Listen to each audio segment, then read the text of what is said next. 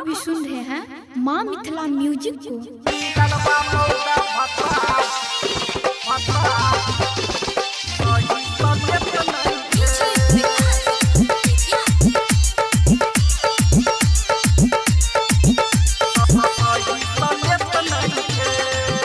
जवन रहै मजा यारबा में उदेत नइखे जवन रहै मजा यारबा में उदेत नइखे सखी मिलल बा मौगा भत्ता सखी मिलल बा मौगा भत्ता कि सही सलेत नइखे सखी मिलल बा मौगा भत्ता कि गोदी मलेत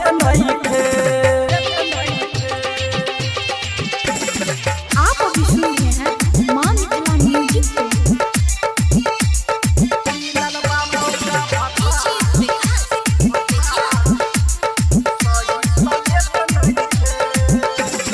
केतनो कही उत धरे न पजरा राती के मोना भागेला बहरा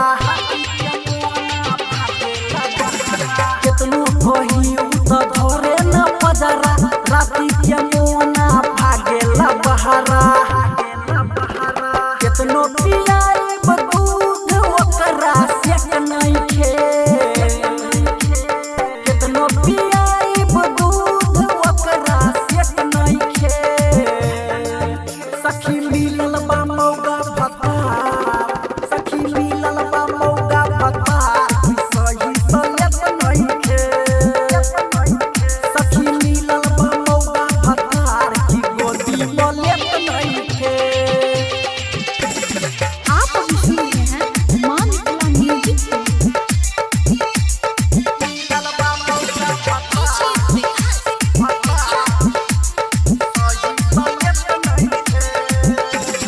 टाइट जौबन हमर कहरे न ढीला सेजिया पर सैया होखे न गीला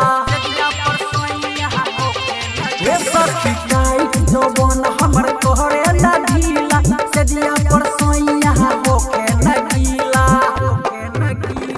राइटर गगन के सुनत उ तो बात नइखे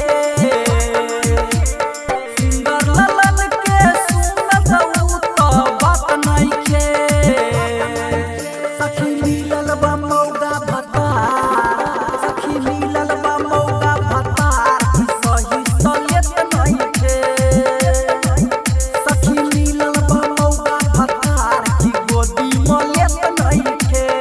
आप अभी सुन रहे हैं माँ मिथिला म्यूजिक को।